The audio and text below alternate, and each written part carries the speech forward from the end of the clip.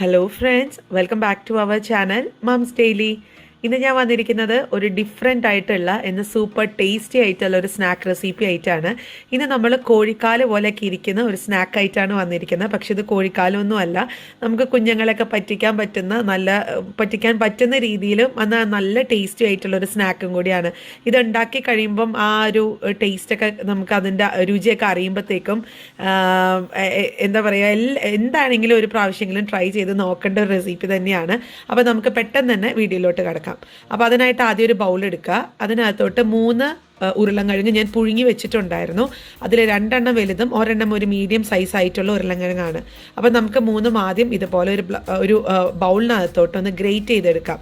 അപ്പോൾ ഗ്രേറ്റ് ചെയ്യുന്ന നിർബന്ധമൊന്നുമില്ല, നിങ്ങൾക്ക് കൈ വെച്ചിട്ട് ഉടച്ചെടുക്കാം എന്നുണ്ടെങ്കിൽ അതാണ് നല്ലത്, കുഴപ്പമൊന്നുമില്ല. പക്ഷേ എനിക്ക് തോന്നുന്നു ഗ്രേറ്ററിൽ ഗ്രേറ്റ് ചെയ്യുമ്പോൾ നമ്മുടെ കൈയൊന്നും അങ്ങനെ അധികം ചീത്തയാവാതെ ഒരുപോലെ തന്നെ നമുക്ക് എല്ലാ ഉരുളൻകിഴങ്ങും ഒരേ ഷേപ്പിലും ഒക്കെ നമുക്കിങ്ങനെ കിട്ടും. അതുകൊണ്ടാണ് ഞാനിപ്പോഴും ഇപ്പം നമുക്ക് പുഴുങ്ങി ഉരുളൻകിഴങ്ങ് ഉടയ്ക്കേണ്ട ഒരു റെസിപ്പിക്കാണെന്നുണ്ടെങ്കിൽ ഞാൻ ഇപ്പോഴും ചെയ്യുന്നത് ഇതുപോലെ ഗ്രേറ്ററിൽ ഗ്രേറ്റ് ചെയ്തെടുക്കുന്നതാണ്.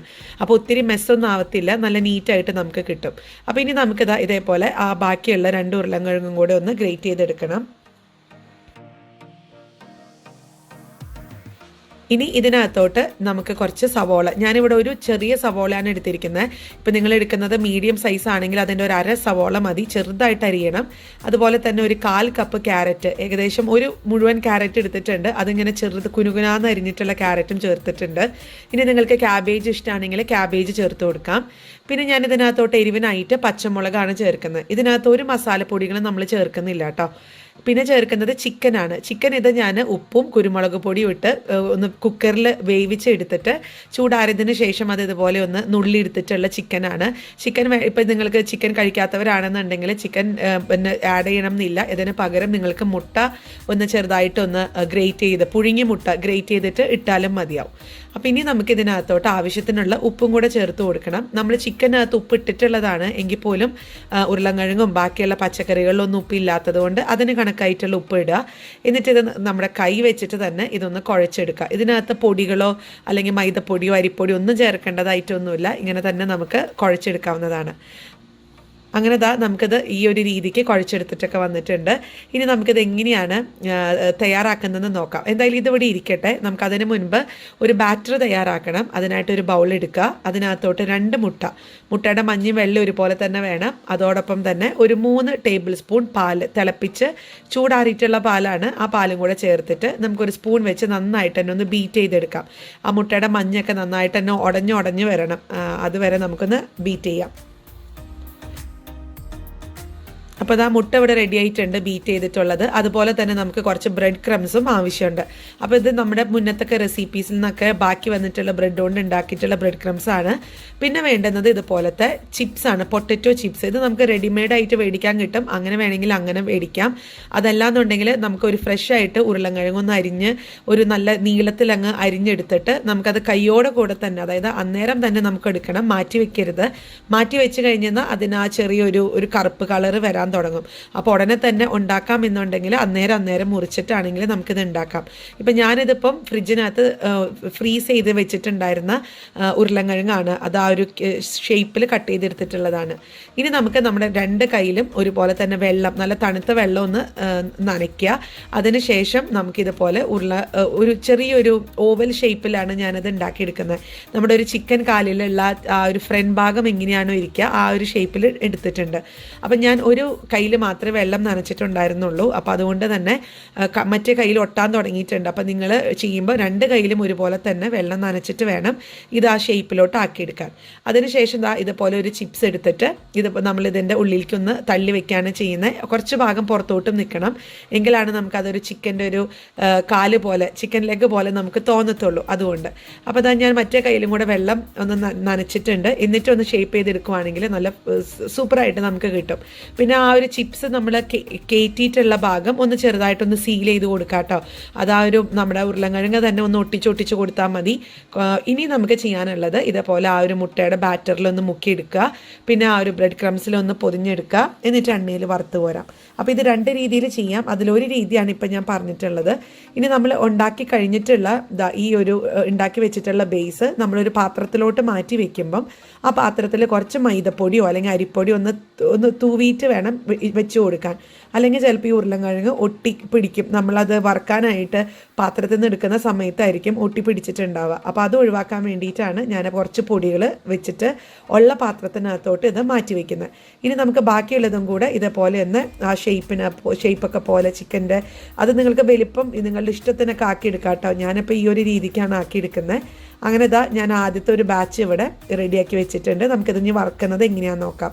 അപ്പോൾ അതിനായിട്ടൊരു പാൻ അടുപ്പത്ത് വെച്ചിട്ടുണ്ട്. എണ്ണ ചൂടായി വരിക. എണ്ണ സൺഫ്ലവർ ഓയിലാണ് എടുത്തിരിക്കുന്നത്. അപ്പോൾ എണ്ണ ഒരു മീഡിയം ഫ്ലെയിമിൽ തന്നെ ഇട്ടിട്ടാണ് ചൂടാക്കിയിട്ടുള്ളത്. മീഡിയം ഫ്ലെയിമിൽ തന്നെയാണ് ഞാൻ വറുക്കുന്നതും. ഇനി ആദ്യം നമുക്ക് ഈ ഒരു ബേസ് മുട്ടയിൽ ഒന്ന് മുക്കി ഒന്ന് എടുക്കുക. അതിനുശേഷം നമ്മുടെ ബ്രെഡ് ക്രംസിൽ ഒന്ന് പുരട്ടിയെടുക്കുക. എന്നിട്ടാണ് ഞാൻ ഇത് വറുക്കാനായിട്ട് ഇട്ട് കൊടുക്കുന്നത്. അപ്പം ഇതിനകത്ത് ഒത്തിരി സമയമൊന്നും വറുക്കാനൊന്നും വേണ്ട. ഇതിനകത്തുള്ള എല്ലാം തന്നെ വെന്തിട്ടുള്ളതാണ്, ഉരുളൻകിഴങ്ങും ചിക്കനൊക്കെ ആണെങ്കിലും. അപ്പോൾ ബാക്കിയുള്ള ആ ഒരു കുറച്ച് ക്യാരറ്റും അതൊക്കെ ഒന്ന് മുരിഞ്ഞാൽ മാത്രം മതി. അപ്പം അത്രയും സമയം മാത്രം കൊടുത്താൽ മതി. അപ്പം ഞാനിനി ചെയ്യാൻ പോകുന്നത് തിരിച്ചു മറിച്ചൊക്കെ ഇട്ട് ഇതിൻ്റെ ഒരു കളർ, ഒരു ചിക്കനൊക്കെ ഫ്രൈ ചെയ്തിട്ട് വരുന്ന ഒരു കളറുണ്ടല്ലോ, ആ ഒരു കളർ ആവുന്നത് വരെ നമുക്കൊന്ന് തിരിച്ചു മറിച്ചൊക്കെ ഇട്ട് കൊടുത്ത് വെയിറ്റ് ചെയ്യാം. അപ്പോൾ അത് അവിടെ ആവുന്ന സമയം കൊണ്ട് ഞാൻ വേറൊരു മെത്തേഡും കൂടെ പറഞ്ഞു തരാം. നമ്മളിത് ഷേപ്പ് ആക്കിയതിന് ശേഷം ആദ്യത്തെ മെത്തേഡിൽ നമ്മൾ ഒന്നും ചെയ്തില്ല, നേരെ മുട്ടയിലും ബ്രെഡ് ക്രംസിലും മുക്കിയെടുക്കുകയാണ് ചെയ്തത്. അപ്പം ഈ ഒരു മെത്തേഡിൽ എങ്ങനെയാണെന്നുള്ളത് ഞാൻ കാണിക്കാം. അപ്പോൾ ആദ്യം നേരത്തെ ചെയ്ത പോലെ തന്നെ ഒരു കുഞ്ഞൊരു ഒരു ഷേപ്പ് ആക്കാൻ വേണ്ടിയിട്ടുള്ളത് ഇതുപോലെ ആക്കി എടുക്കുക. ഒരു ചിപ്സ് ഇതിനകത്തോട്ട് വെച്ചിട്ടുണ്ട്. എന്നിട്ട് അതൊന്നും കൂടി ഒന്ന് ഷേപ്പ് ആക്കുക. അതിനുശേഷം ഞാനൊരു പാത്രത്തിനകത്തോട്ട് കുറച്ച് മൈദപ്പൊടി എടുത്തിട്ടുണ്ടായിരുന്നു. അപ്പോൾ നമുക്ക് ആദ്യം ഈ മൈദപ്പൊടിയിൽ ഇതുപോലെ ഒന്ന് റോൾ ചെയ്തെടുക്കുക. അപ്പോൾ നമുക്ക് നല്ല രീതിയിൽ തന്നെ കിട്ടും. പക്ഷേ ഡിഫറൻസ് ഒന്നുമില്ല കേട്ടോ. ഇതെങ്ങനെ ചെയ്തതുകൊണ്ട് അല്ലെങ്കിൽ അത് ചെയ്യാത്തത് കൊണ്ടും അങ്ങനെ ഒരു പ്രശ്നമൊന്നുമില്ല. ഞാൻ പക്ഷേ ഈ ഒരു മെത്തേഡ് പറഞ്ഞു എന്ന് മാത്രം. അപ്പോൾ ഇനി ചെയ്യാനുള്ളത് ഇതേപോലെ ഒരു കൊച്ചു കോട്ടിംഗ് പോലെ ഞാൻ കൊടുത്തിട്ടുണ്ട്. അതിനുശേഷം നമുക്ക് ഇത് നേരത്തെ ചെയ്ത പോലെ തന്നെ മുട്ടയിലൊന്ന് ഡിപ്പ് ചെയ്ത് വീണ്ടും ആ ബ്രെഡ് ക്രംസിലൊന്ന് പുരട്ടിയെടുത്ത് നമ്മൾ വറുത്തെടുക്കുകയാണ് ചെയ്യുന്നത്. അപ്പോൾ ഇതിൻ്റെ നമ്മൾ നേരത്തെ ഇട്ട ആദ്യത്തെ ബാച്ചിൻ്റെ കളറൊക്കെ ചെറുതായി മാറി തുടങ്ങിയിട്ടുണ്ട്. പക്ഷേ ഇതല്ല, ഇതിനേക്കാളും നല്ലൊരു കളറിലോട്ട് വരും. അതുവരെ നമുക്കൊന്ന് തിരിച്ചു മറിച്ചിട്ട് കൊടുക്കാം. അങ്ങനെ നമ്മുടെ കോഴിക്കാല് അല്ലാത്ത ഒരു കോഴിക്കാല് ഇവിടെ റെഡിയാണ്. കണ്ടോ, നല്ല ഭംഗിയല്ലേ കാണാനായിട്ട്. അപ്പം അതിൻ്റെ ആ ഒരു കാലാണെന്നുണ്ടെങ്കിൽ നല്ല ക്രിസ്പി ആയിട്ടാണ് ഉരുളൻകിഴങ്ങിൻ്റെ ഇരിക്കുന്നത്, ആ ചിപ്സിൻ്റെ. അതുപോലെ കളറൊക്കെ ആണെങ്കിലും നല്ലൊരു ചിക്കൻ്റെ കളർ പോലെയൊക്കെ വന്നിട്ടുണ്ട്.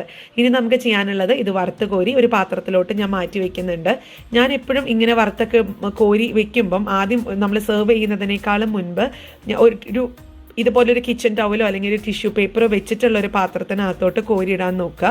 അങ്ങനെ വരുമ്പോൾ നമുക്കിതിനകത്തുനിന്ന് എക്സ്ട്രാ എന്തെങ്കിലും ഓയിലൊക്കെ ഉണ്ടെങ്കിൽ ആ കിച്ചൺ ടവലിനകത്തോട്ട് അത് പറ്റി പിടിച്ചോളൂ. അപ്പോൾ അത്രയും നമ്മുടെ ഓയിൽ നമുക്ക് അകത്തോട്ട് വയറ്റിനകത്തോട്ട് നമുക്ക് കടത്തി വിടേണ്ട കാര്യമില്ല. അപ്പോൾ ഇങ്ങനെ ഒന്ന് ചെയ്യാൻ ശ്രദ്ധിക്കുക. അപ്പോൾ ഞാൻ ഇപ്പോഴും അത് ഇറച്ചി ആയിക്കോട്ടെ, മീനായിക്കോട്ടെ, അല്ലെങ്കിൽ ഏത് തരം സ്നാക്ക് ആയിക്കോട്ടെ അങ്ങനെയാണ് ചെയ്യാറ്. അപ്പോൾ നമ്മുടെ സ്നാക്കിലത്തെ എണ്ണയൊക്കെ ഒരുവിധമൊക്കെ പോയിട്ടുണ്ട്. ഇനി ഞാനിതൊരു നമ്മുടെ സെർവിങ് പ്ലേറ്റിനകത്തോട്ട് മാറ്റി വയ്ക്കുകയാണ്.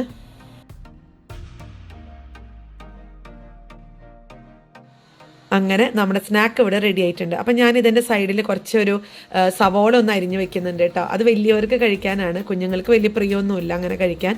അവർ കെച്ചപ്പിൽ ടൊമാറ്റോ സോസിലാണ് അവർ മുക്കി കഴിച്ചിട്ടുള്ളത്. അപ്പോൾ അത് തന്നെയാണ് ബെസ്റ്റ് കോമ്പിനേഷനും. ഞാൻ പിന്നെ സവോള വെച്ചു എന്ന് മാത്രം. അങ്ങനെ നമ്മുടെ സൂപ്പറായിട്ടുള്ള നല്ല ടേസ്റ്റാണ്, പറഞ്ഞറിയിക്കാൻ പറ്റാത്ത ടേസ്റ്റാണ്. അപ്പോൾ ഇതിൻ്റെ ആ ചിപ്സൊക്കെ ആണെങ്കിലും ഇടയ്ക്കൊന്ന് ഒരെണ്ണൊക്കെ എടുത്ത് കഴിക്കാനും ഒക്കെ കുട്ടികൾക്കൊക്കെ ഒരുപാട് ഇഷ്ടമാവുന്ന ഒരു സ്നാക്ക് തന്നെയാണിത്. അപ്പോൾ എല്ലാവരും തീർച്ചയായിട്ടും ഒരു തവണയെങ്കിലും ഒന്ന് ട്രൈ ചെയ്ത് നോക്കുക. എന്നിട്ട് ഇഷ്ടപ്പെടുവാണെങ്കിൽ ലൈക്ക് ചെയ്യാനും ഷെയർ ചെയ്യാനും കമൻറ്റ് ചെയ്യാനൊന്നും മറക്കരുത്. അതുപോലെ നമ്മുടെ ഈ ചാനൽ ആദ്യമായിട്ടാണ് കാണുന്നതെങ്കിൽ സബ്സ്ക്രൈബ് ചെയ്യാനും മറക്കരുത്. അപ്പോൾ അടുത്തൊരു വീഡിയോ ആയിട്ട് നമുക്ക് ഉടനെ കാണാം. അൻറ്റിൽ ദെൻ ബൈ.